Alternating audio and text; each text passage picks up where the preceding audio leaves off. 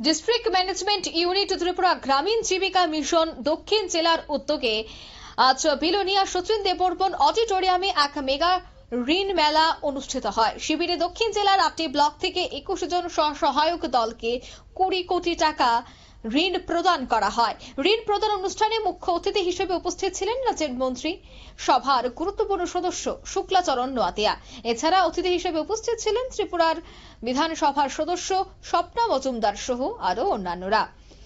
এই মেলা থেকে বা এই অনুষ্ঠান থেকে বিভিন্ন বিষয় নিয়ে আলোচনা করা হয়। তবে তাদের বক্তব্যে ত্রিপুরা গ্রামীণ জীবিকা মিশনের উদ্যোগ এবং আয়োজিত এই ঋণ মেলা প্রদান এবং বিভিন্ন সহায়ক দলের কার্যপ্রণালীর সাফল্য কামনা কিন্তু করেন বক্তারা। তবে সে বিষয়ে মন্ত্রী শুক্লাচরণ নোয়াতিয়া কি বলছেন শোনাচ্ছি। প্রায় 29,400 জন বর্তমানে আমাদের দক্ষিণ ত্রিপুরা জেলায় লাখ প্রতিনিধির সংখ্যা রয়েছে, বিভিন্ন ব্লক, প্রায় 8টা ব্লক নিয়ে। এবং আজকে এই 20 কোটি টাকা যাদেরকে লোন দেওয়া হবে, যাদের গ্রুপকে দেওয়া হবে, আপনারা এই 20 কোটি টাকা নিয়ে আগামী আরো প্রায় 34,600।